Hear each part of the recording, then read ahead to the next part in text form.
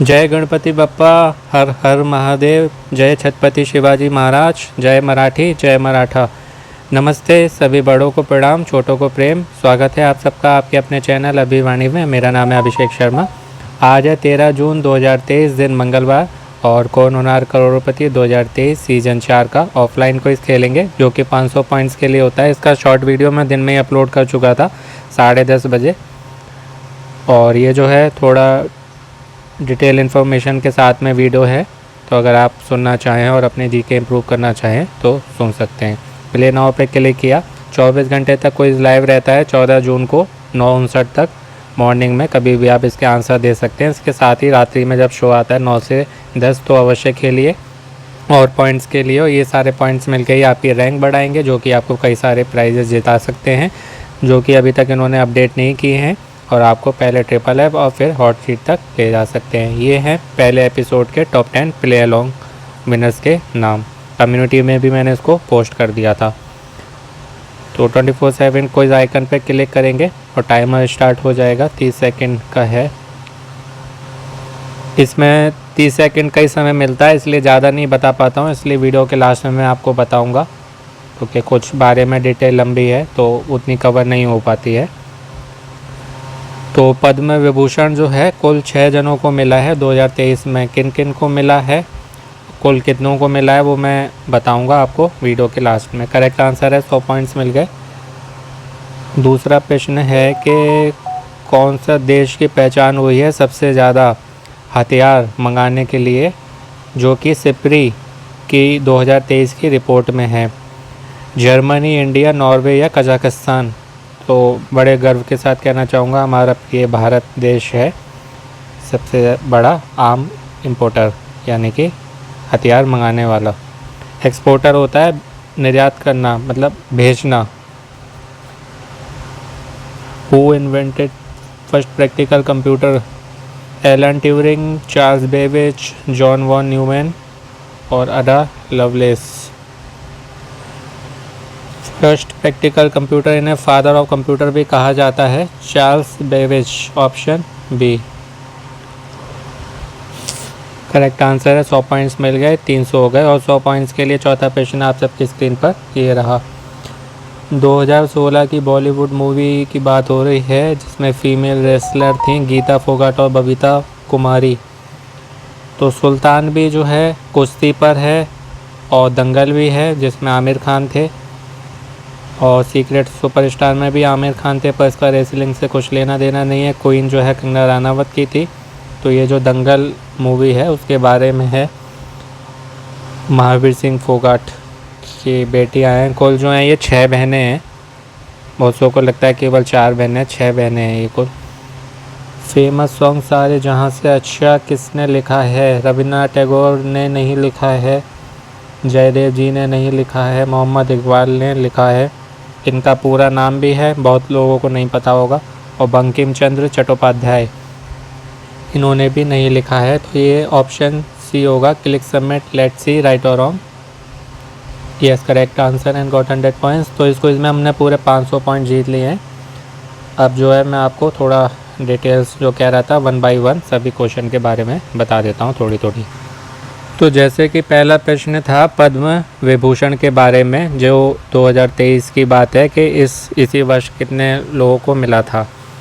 तो ये जैसे मैं अपने पहले एक शॉर्ट वीडियो बनाया था, अब तक जो भी मैंने वीडियो बनाए हैं जीके के लिए, हालांकि कम ही बनाए, उसमें से 2 क्वेश्चन आ चुके हैं। एक पहले एपिसोड में आया था, एक दूसरे में आया था।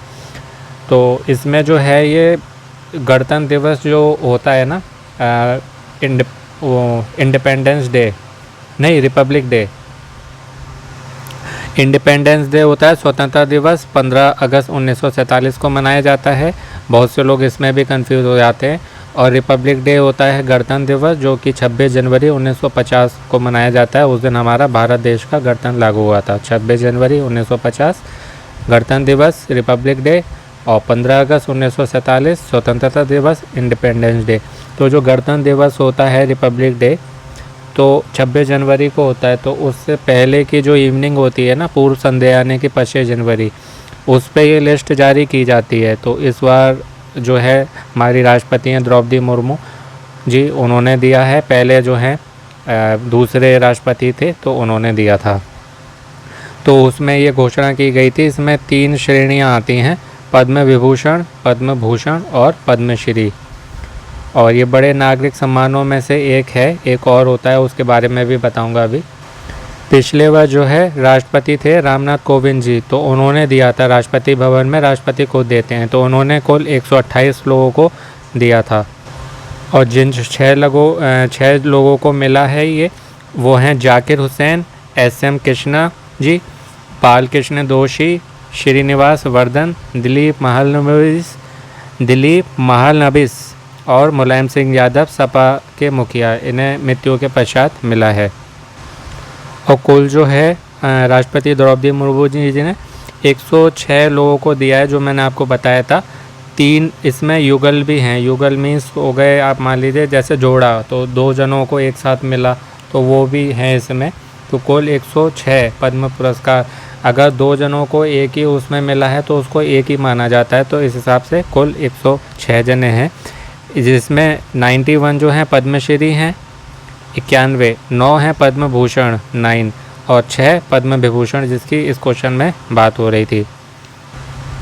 इन पद्म पुरस्कार जो हैं ने त्रिस्तरीय पद्म पुरस्कार कहा जाता है। त्रिस्तरीय यानी 3 लेवल वाले, जैसे उस सबसे बड़ा, उससे छोटा, उससे छोटा। और इसके साथ ही जो जैसे एक बड़े अवार्ड में बताया था, एक और होता है भारत रत्न, आपने सुना होगा। तो ये दोनों अवार्ड जो हैं, त्रिस्तरीय पद्म पुरस्कार और भारत रत्न, ये भारत सरकार द्वारा 1954 में 1954 में 2 प्रमुख नागरिक पुरस्कार के रूप में इनको स्थापित किया गया था।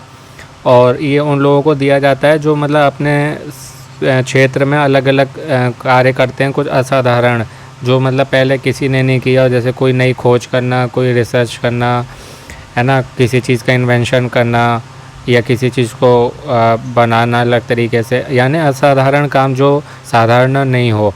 वो किसी भी सेक्टर में हो सकता है, एग्रीकल्चर में हो, चाहे साइंस में हो, है ना, या म्यूज़िक में हो, कुछ भी हो, तो ये उनको मिलता है। पहले जो है पद्म पुरस्कार ये नाम नहीं थे जो अब हैं। पहले इसमें पहला वर्ग, दूसरा वर्ग और तीसरा वर्ग, जो मैंने आपको कहा ना त्रिस्तरीय, सबसे ऊंचा, उससे नीचा, उससे नीचा, तो पहला वर्ग, दूसरा वर्ग, तीसरा वर्ग कहते थे। बाद में इनके नाम बदल के पद्म विभूषण, पद्म भूषण और पद्मश्री कर दिया। एक ये बड़ा पुरस्कार है, दूसरा है भारत रत्न। कब स्थापना हुई थी? 1954 में। दूसरा प्रश्न था आर्म्स से जुड़ा हुआ, यानी हथियारों का कौन आयात करता है? तो वो हमारा भारत देश है। और ये सिपरी की रिपोर्ट 2023 की जो है उसमें इसको बताया गया है। तो ये सिपरी तो आपने सुना होगा, सिपरी। तो सिपरी है क्या? ये है Stockholm International Peace Research Institute. Stockholm जो है ना वो देश है स्वीडन में। स्वीडन जो है ना विदेश में, उसमें है ये स्टॉकहोम। तो उन्हीं के नाम पर है ये पूरा, इसकी full form Stockholm International Peace Research Institute, SIPRI। तो ये सिपरी हो गया। उसके बाद अगला था कंप्यूटर से जुड़ा हुआ कि पहला प्रैक्टिकल कंप्यूटर किसने बनाया है? तो चार्ल्स बेबेज ने बनाया है। फादर ऑफ कंप्यूटर भी इन्हें कहा जाता है। और इसमें जैसे पहला ऑप्शन था एलन ट्यूरिंग का। तो ये जितने भी ऑप्शन थे ना, ये सब कहीं ना कहीं कंप्यूटर से ही जुड़े हुए हैं, सबका अपने अपने योगदान है। पर इसमें जैसे पहला ऑप्शन था एलन ट्यूरिंग, इन्होंने क्या किया था? इन्होंने ट्यूरिंग मशीन बनाई थी। जैसे इनके नाम में हो ना ट्यूरिंग, तो उन्होंने ट्यूरिंग मशीन बनाई थी, जो कॉन्सेप्ट जो होता है एल्गोरिदम का और कंप्यूटेशन का, उसको करता था, उस पर मतलब वर्क करता था। और ये भी जो है कंप्यूटर से जुड़ा हुआ है। और इन्हें जो है father of theoretical computer science और AI का इन्हें कहा जाता है। जैसे कंप्यूटर का फादर कहा जाता है चार्ल्स बेबेज को, और इन्हें कंप्यूटर साइंस का और AI का, जिसका अभी बहुत बात हो रही है, आर्टिफिशियल इंटेलिजेंस यानी कि कृत्रिम बुद्धि, तो वो इन्होंने उस समय में सोचे कर दिया था, जिसका आज लोग नाम सुन रहे हैं। तो ये काफ़ी पहले ही हो चुका है। दूसरा इसमें ऑप्शन है चार्ल्स बेबेज का। तो इन्होंने जो है पहला ऑटोमेटिक डिजिटल कंप्यूटर बनाया था। ये लगभग 1830 के मध्य की बात है, यानी कि ईयर के बीच की 1830 में, वही मई जून मान लीजिए। तो इन्होंने जो है ना 2 तरह के इंजन बनाए थे। एक एनालिटिकल इंजन था, हालांकि ये जो है कभी पूरा नहीं हो पाया था। Analytical engine. और दूसरा था इसमें डिफरेंस इंजन्स। तो जैसे आपसे पूछा जा सकता है कितने बनाए थे इन्होंने, तो 2 बनाए थे, एनालिटिकल और डिफरेंस इंजन। और पहला वाला जो इसमें ऑप्शन था एलन ट्यूरिंग, उनका पूरा नाम है एलन मैथिसन ट्यूरिंग। कोई आपसे उसमें क्वेश्चन में पूछा जा सकता है कि इनका पूरा नाम बताओ, तो आप कहेंगे वो तो एलन ट्यूरिंग है। नहीं, मिडिल नेम भी है मैथिसन, एलन मैथिसन ट्यूरिंग। तीसरा ऑप्शन है जॉन वॉन न्यूमैन, जो है इन्हें मॉडर्न कंप्यूटर और गेम की थ्योरी जो है और न्यूक्लियर डिटरेंस और इन्हीं सब चीज़ों के लिए जाना जाता है और कंप्यूटर से जुड़े हुए। और चौथा आखिरी इसमें ऑप्शन है अदा लवलेस का, एक महिला है, इनका नाम बहुत बड़ा है, ऑगस्टा अदा किंग काउंटेस ऑफ लवलेस, ये कहा जाता है इन्हें, ऑगस्टा अदा किंग काउंटेस ऑफ लवलेस। उसी का ये शॉर्ट है अदा लवलेस। तो ये नाम आपसे पूछा जा सकता है और आपको मालूम भी होना चाहिए। तो ये जो इन्होंने चार्ल्स बेबेज ने जो कंप्यूटर पे के लिए किया था ना एनालिटिकल, जो मैंने आपको बताया था एनालिटिकल और डिफरेंस। एनालिटिकल कंप्यूटर जो होता है उसका मतलब होता है यांत्रिक जनरल पर्पस कंप्यूटर। तो उसी पर इन्होंने कार्य किया था चार्ल्स बेबेज द्वारा बनाए हुए। और इन्होंने ये जाना था, सबसे पहले ये समझा कि ये जो मशीन है जो इन्होंने बनाई है वो शुद्ध गणना के साथ और भी बहुत कुछ कर सकती है। और मशीन पर चलने वाली जो पहली कलन विधि थी, जिसको एल्गोरिदम बोलते हैं अंग्रेजी में, उसका निर्माण किया था। और ये अदा ही वो पहली महिला थी, पहली व्यक्ति थी जिन्हें कंप्यूटिंग मशीन की पूरी क्षमता को समझा कि कंप्यूटिंग मशीन क्या क्या कर सकती है। और आपने बहुत सुना होगा कि व्यक्ति जो है कंप्यूटर प्रोग्रामर है, प्रोग्रामिंग करते हैं जो, उनको कंप्यूटर प्रोग्रामर बोलते हैं। तो कोई पूछे कि पहली महिला प्रोग्रामर कौन थी, पहला प्रोग्रामर कौन था, तो वो यही थी अदा लवलेस। इनको ही दुनिया की पहली प्रोग्रामर माना जाता है। उसके बाद अगला प्रश्न था जो कि चौथा प्रश्न था दंगल मूवी से जुड़ा हुआ, जो कि 2016 में आई थी।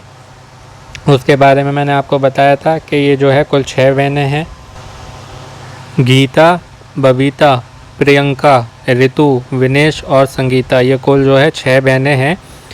और 4 बहनें जो हैं जिसमें गीता, बबीता, ऋतु और संगीता जी जो हैं वो जो रेसलर पहले रहे थे और जो इनके कोच भी हैं, इनके पिता महावीर सिंह फोगाट, जो उस मूवी में दंगल में आमिर खान बने थे, उनकी बेटियां हैं। और बाकी ये जो प्रियंका और विनेश हैं, तो ये महावीर सिंह फोगाट के भाई थे, शायद छोटे भाई थे। तो उनकी जब मृत्यु हो गई थी इनके छोटे भैया की, तो इन्होंने उनकी दोनों बेटियों को गोद ले लिया था। और इन 6 को जो है इन्होंने भिवानी डिस्ट्रिक्ट में गांव है बालाली, BALALI, भिवानी डिस्ट्रिक्ट, वहाँ पर इन्होंने इनको 6 को रेसलिंग में शिक्षा प्रदान की। तो ये इनके इसलिए कोच भी हैं। और ये भिवानी जो है ये हरियाणा में एक शहर है और उस शहर का गांव है बलाली, जिसमें लोग रहते थे या रहते हैं। उसके बाद 5वां अंतिम प्रश्न जो कि था कि सारे जहां से अच्छा गीत किसने लिखा है। तो इसमें 4 ऑप्शन थे, तो इसके बारे में भी ध्यान से सुनिएगा। कुछ इंपॉर्टेंट पॉइंट्स बताता हूँ। जैसे मैंने आपको शुरू में बताया था इंडिपेंडेंस डे और रिपब्लिक डे के बारे में कन्फ्यूज़न हो जाता है, ऐसे ही इसके बारे में भी हो जाता है राष्ट्रगान और राष्ट्रगीत के बारे में। तो पहला इसमें ऑप्शन है रविंद्रनाथ टैगोर जी का। तो रविंद्रनाथ टैगोर जी ने जन गण मन लिखा है, जिसको राष्ट्रगान बोला जाता है। और बांग्लादेश के लिए इन्होंने आमान सोनार बंगला भी लिखा है। अमिताभ जी ने भी कभी शो में इसका जिक्र किया था, बात हुई थी तो ये आया था आमान सोनार बंगला। तो ये उन्होंने लिखा है बांग्लादेश के लिए राष्ट्रगान, और ये उनकी कविता से लिया गया है और शायद ये 1905 के बात है। और राष्ट्रगान है जनगण मन, जो कि रविंद्रनाथ टैगोर जी ने लिखा है। दूसरा है जयदेव जी। जयदेव जी जो हैं बचपन में बहुत हमने पढ़ा सुना था। गीत गोविंद और रति मंजरी नाम की रचनाएं कई की हैं, जिसमें ये बहुत मतलब फेमस हुई गीत गोविंद और रति मंजरी। तो ये जयदेव जी उससे जुड़े हुए हैं। तीसरा इसमें ऑप्शन है मोहम्मद इकबाल का। मोहम्मद इकबाल मसूदी नाम है, एक नाम इनका और है अल्लामा इकबाल मसूदी या अल्लामा इकबाल मसूदी, ये इनका दूसरा नाम है। वास्तविकता में ये जो है ना एक उर्दू में लिखी गई गज़ल है, सारे जहाँ से अच्छा। ये तराना ए हिंदी या तराना ए हिंद, कुछ भी आपको बोल सकते हैं इसको, मतलब तो उसमें ये पब्लिश्ड की गई थी, मतलब उस नाम से पब्लिश्ड की गई थी। पहली बार कब पब्लिश्ड हुई थी, किस में? इत्तेहाद, जो एक समझ सकते हैं आप मैगज़ीन या न्यूज़पेपर, उसमें कब हुई थी? 16 अगस्त 1904 को। कहीं कहीं आपको पढ़ने को मिलेगा कि 1905 में इन्होंने लिखा था। खुद सोचिए, जब ये 1904 में पब्लिश्ड हो चुका है किसी मैगज़ीन में या न्यूज़पेपर में, तो 1905 में कैसे लिखा गया होगा?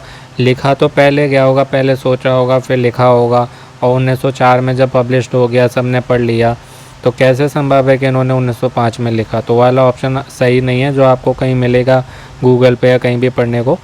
सही जो है वो 1904 है, 16 अगस्त 1904 को इत्तेहाद में पहली बार। और उसका जो टाइटल था जो इसका है वो है तराना ए हिंद या तराना ए हिंदी, और उर्दू में लिखी हुई एक गज़ल है। और 1950 के दशक में सितार वादक थे पंडित रविशंकर जी, उन्होंने इसे सुरबद्ध किया था।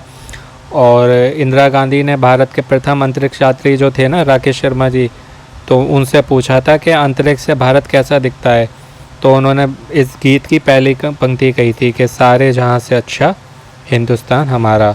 तो ये वाला प्रश्न बहुत बड़े अमाउंट में शायद आया था केबीसी के किसी सीज़न में, कि इंदिरा गांधी ने राकेश शर्मा जी से पूछा था तो उन्होंने क्या कहा था। तो ये अगर डिटेल में पढ़ेंगे ना आप, तो भले ही कितने भाई कठिन प्रश्न आ जाए, कठिन सरल मेरा मानना कुछ नहीं होता। अगर आता है आपको तो 1 करोड़ का भी बहुत आप सरलता से दे देंगे, 7 करोड़ का भी दे देंगे, और नहीं आता है तो 1000 का प्रश्न भी बहुत कठिन है। तो आने ना आने की कहानी है, सरल कठिन कुछ नहीं होता, सब दिमाग का खेल है।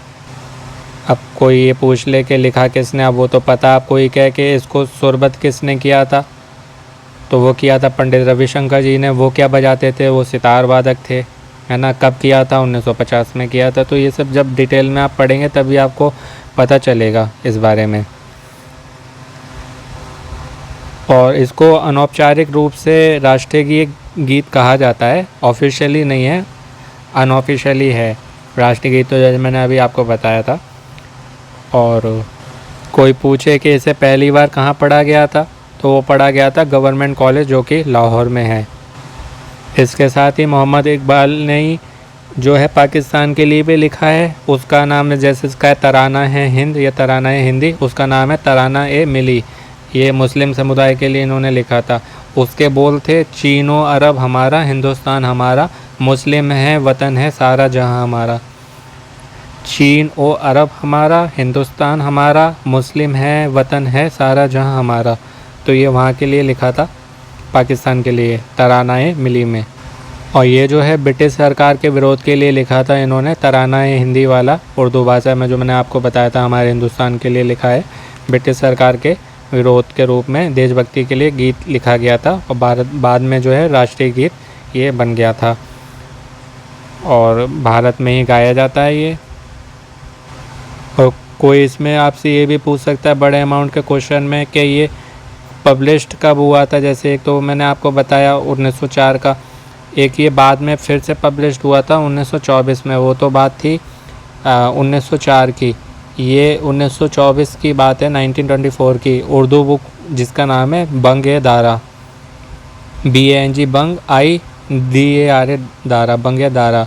तो ये बड़े अमाउंट में आ सकता है, तो आपको उसके साथ ये भी मालूम होना चाहिए कि बंग-ए दारा उर्दू बुक थी जिसमें ये 1924 में पब्लिश्ड हुआ था बाद में। और बाकी इसमें चौथा आखिरी ऑप्शन था बंकिम चंद्र चट्टोपाध्याय का। तो इन्होंने जो है राष्ट्रीय गीत लिखा है जो कि है वंदे मातरम। ये कब लिखा गया था? 1875 में। किस भाषा में लिखा गया था? बांग्ला और संस्कृत में। बाद में जो है इसे हिंदी में बदला गया। तो ये है भारत का राष्ट्रीय गीत वंदे मातरम, बंकिम चंद्र चटर्जी ने लिखा 1875 में बांग्ला और संस्कृत में। ये थी आज यानी कि 13 जून 2023 दिन मंगलवार के क्विज से जुड़ी हुई कुछ बातें। आशा करता हूँ आपको अच्छे से बता पाया होगा, आपकी जीके और इम्प्रूव हुई होगी। ऐसे ही आगे आने वाले वीडियो के लिए देखते रहें, सुनते रहें। अभिवाणी बाई अभिषेक शर्मा। अपनों का ध्यान रखें, स्वस्थ रहें, व्यस्त रहें, मस्त रहें, प्रसन्न रहें। शीघ्र मिलते हैं एक नए वीडियो में। आपका दिन और जीवन शुभ हो। All the very best and best of luck friends.